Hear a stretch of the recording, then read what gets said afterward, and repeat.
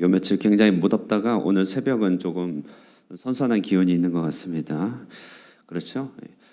기후와 날씨라고 하는 것을 생각해 보면은 기후 날씨는 한 지역의 일이잖아요. 그러면서도 불구하고 또 기후는 대륙과 해양의 일이죠. 북쪽의 찬 공기와 남쪽의 더운 공기가 맞부딪혀서 좀 큰 차원의 일입니다. 한국의 미세먼지, 여기에 미세먼지도 국지적인 자동차 공장 매연 이런 것도 있지만 큰 대기의 흐름과 관련이 있는 것이죠. 중국의 여러 가지 황사 모래먼지들이 날라오기도 하고 대기가 정체되어 있으면은 황사 또 이런 미세먼지가 가득한 것입니다. 그러니까 이런 대기의 일들은 아주 국지적인 일뿐만 아니라 광범위한 일이잖아요. 그래서 계절이 바뀐다고 하는 것, 건기에서 우기로 바뀌는 것, 이것은 지역에서 일어나 작은 변화로 일어나는 것이 아닙니다. 공기 중에서 일어나 아주 팽팽한 기싸움에서 어떤 계기가 찾아오는 것이죠. 그래서 기후 변화, 계절의 변화, 현상의 변화가 됩니다. 자, 이 아침에 생각해 볼 것은요. 이렇게 팽팽하게 기싸움 하던 어떤 일들 중에 한쪽이 도가 지나치면 기후 변화, 현상 변화가 나타나는데요. 우리 신자의 신앙 세계를 두르고 있는 일들도 마찬가지다. 우리 신자의 신앙 세계를 두르고 있는 팽팽한 대결과 어떤 현상의 변화들에 대해서 오늘 아침에 한번 생각해 보려고 하는 것입니다. 자, 조금 더 이제 좁혀서 말씀드리면 무슨 일이냐면요. 나를 짓누르고 나를 찌르는 가시 같은 일들이 늘 있죠. 그래서 그런 일들이 상황의 압박이 계속되고 대치 가운데 있는 것 같고 변화가 없는 것 같은 지리멸렬한 상황이 있다가 그런 상황 가운데 해도 너무한 일들이 우리에게 찾아올 때가 있다는 것입니다. 도를 지나친 일들, 이건 너무했다라고 하는 그런 삶의 어떤 짓누르는 가시들이 이 도를 지나치는 일이 생겨나게 될 때 이때 우리가 어떤 생각을 품어야 되는지가 너무 중요하다는 것이죠. 오늘 본문이 그것을 잘 말해주고 있습니다. 본문으로 좀 들어가 보면요, 우리는 이 다윗의 나라가 인접한 주변국들과의 여러 관계 속에서 자리매김한다는 것을 알 수 있죠. 오늘 나오는 이 주변국의 이름은 이제 암몬입니다. 암몬. 이 암몬이라고 하는 나라는 정말 이스라엘과 오래고 오랜 아주 경쟁 관계의 나라입니다. 오늘 앞에 이제 8장에도 역시 보면은 아람이라고 하는 나라도 있고 에돔이라고 하는 나라도 있는데요. 이들도 창세기를 보셔서 알겠지만 아주 연원이 오래된 경쟁 관계, 미묘한 관계의 국가들입니다. 이 주변 국가들은요, 그 이스라엘 나라 곁에 딱 붙어가지고 꼭 찌르는 치통이나 우리 신경통과 같이 평상시 괜찮다가 한 번씩 극심한 시험거리나 고통을 주는 그런 존재들이었습니다. 오늘도 그런 일이 펼쳐진 것이에요. 다윗은 암몬 왕이 죽어서 이제 조문객, 상주인 한운, 그 아들인 한운에게 조문 사절단을 보내는 장면이죠. 그러니까 상호 성가신 존재이기 때문에 경조사는 더 잘 챙겨야 했던 것입니다. 그렇죠? 그런데 이 한운 왕의 아들이었던 이 한운이 그 지금 왕위를 물려받았는데 이 한운에 붙인 이 죽은 나하스는 이스라엘과는 숙적이었지만 다윗에게는 매우 잘해줬던 왕이었습니다. 왜냐하면 다윗은 사울에게 쫓김받는 신세였기 때문에 지금 공동의 전선을 형성할 파트너라고 생각하고 다윗을 매우 잘해줬던 것이죠. 이전에 다윗이 그 호의를 기억한 것이에요. 비록 경쟁 국가였지만 자신에게 개인적으로 베풀어줬던 호의를 기억하면서 사신을 보내어 조문을 합니다. 2절 초반절에 보면 내가 나하스의 아들 한운에게 은총을 베풀 것이다. 은총을 베풀 것이다. 무비보셋에게 어제 은총을 베풀었던 그 단어 그대로 사용하여서 이방국이었던 한운에게도 은총을 베풀 것이다. 그러니까 이 본문에 나타나는 이 뜻한 바는 본문의 의미는 뭐냐면 다윗은 내국에서든지 외국에서든지 원수에게서든지 아니면은 이렇게 몰락한 가문이든지 한결같이 헤세드를 베풀려고 했다는 것이죠. 이것이 다윗의 마음이고 이스라엘 나라의 어떤 기조였습니다. 그의 바른 중심을 잘 설명하고 있는 것입니다. 누구를 대상으로 하더라도 바른 중심으로 살아야겠다. 자, 이것이 다윗이었습니다. 자, 그런데 이 아람 왕, 이 신임 왕이죠. 이 한온과 그의 신하들은 다윗의 호의를 있는 그대로 받아들이지 못합니다. 왜냐하면 그들의 마음은 삐뚤어져 있기 때문에 무엇이 와도 비뚤게 받아들이는 것이죠. 그들은 이 다윗의 은총을 곡해하고 자기식대로 해석합니다. 그래서요, 다윗이 사절을 보낸 것은 자신의 나라를 염탐하고 자신의 성읍을 이제 무너뜨리려고 하는 스파이 짓이다 규정해버립니다. 마음대로 규정합니다. 경쟁 관계니까 여기까지는 생각할 수 있잖아요. 이렇게 얼마든지 생각할 수 있습니다. 생각은 이렇게 할 수 있어요. 그런데 도를 지나칩니다. 해도 너무한 일을 하는 것입니다. 당시 채통의 상징은 수염이었는데 그 수염 절반을 깎아버리면 이 사절단의 수염 절반을 깎습니다. 의복을 엉덩이 있는 곳까지 잘라냈습니다. 당신은 통으로 짠 옷이니까 사실은 하체를 드러내고 보낸 것입니다. 이 뭡니까? 선전포고인가요? 아무런 생각이 없었던 것일까요? 이 문관들이잖아요. 문관들은 큰 트라우마와 충격에 휩싸여서요. 이스라엘 진영에 이제 얼굴을 가리면서 돌아옵니다. 다윗은 그 소식을 듣고 급하게 그들을 오지 말라고 하고 중간에 여리고에 머물게 하고 수염을 기르게 하고 수치를 다 덮고 오라고 그렇게 얘기합니다. 그리고 이 일이 이제 전쟁의 도화선이 됩니다. 자, 여러분 보십시오.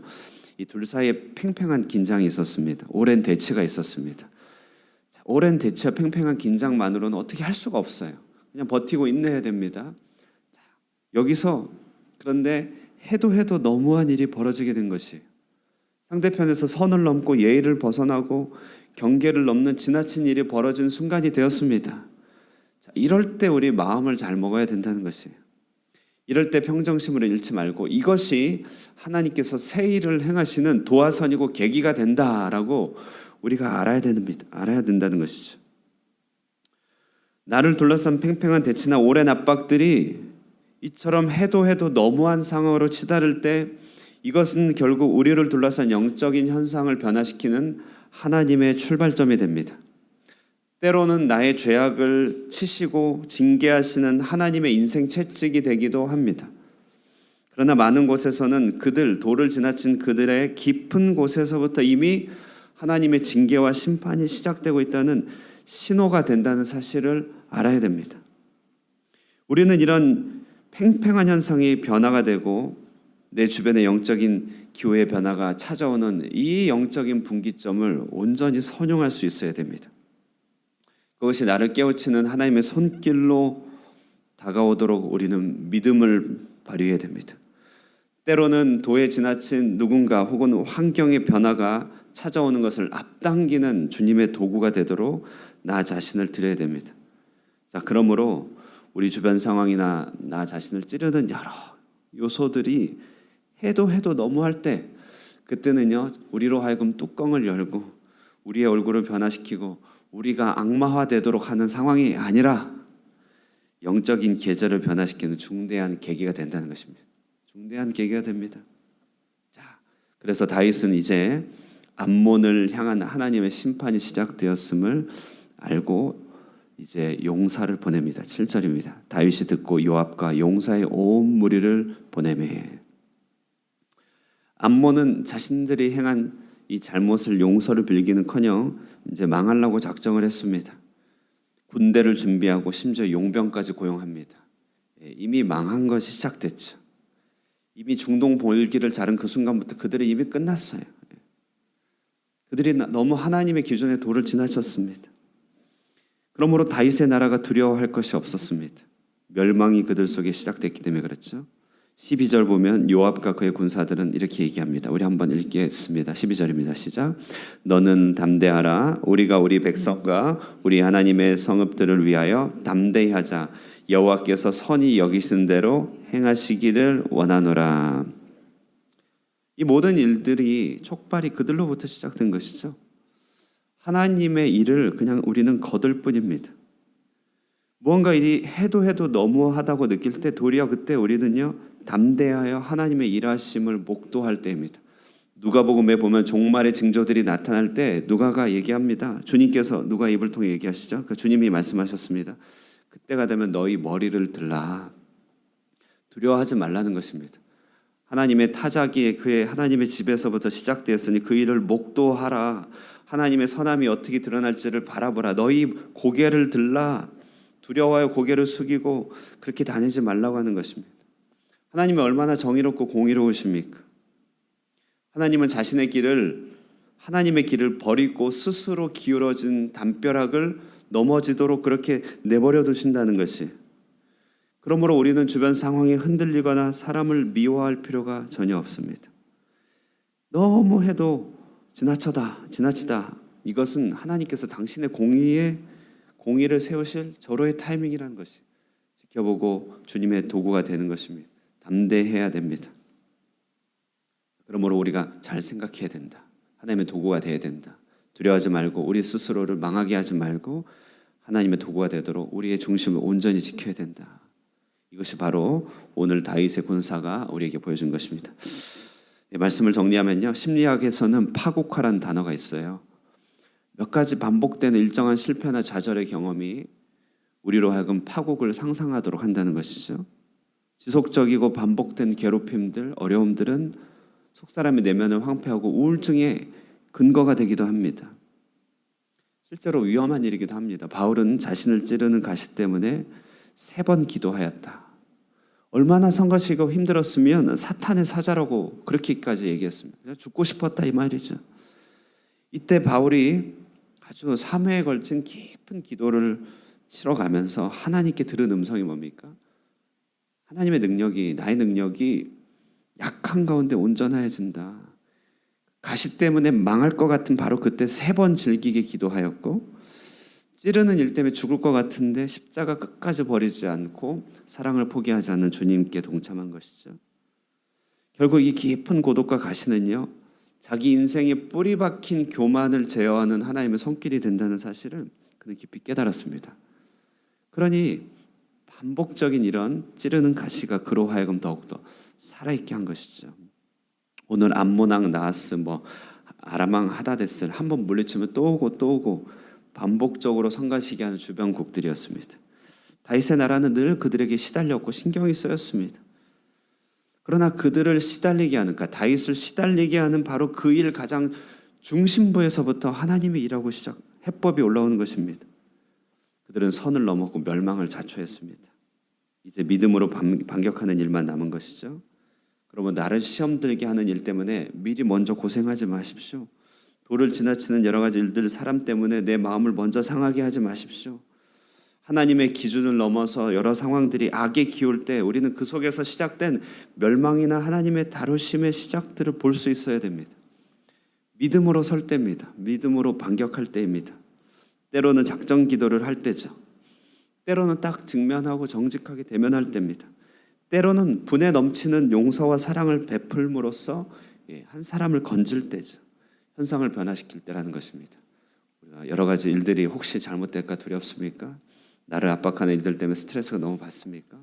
그 모든 일이 우리로 하여금 하나님의 일을 하시는 계기가 된다는 생각을 마음에 품고 온전히 하나님의 종으로 우리 마음의 중심을 잘 지켜 자신을 드리는 믿음의 종이 되기를 주님의 이름으로 축원드립니다. 기도하겠습니다.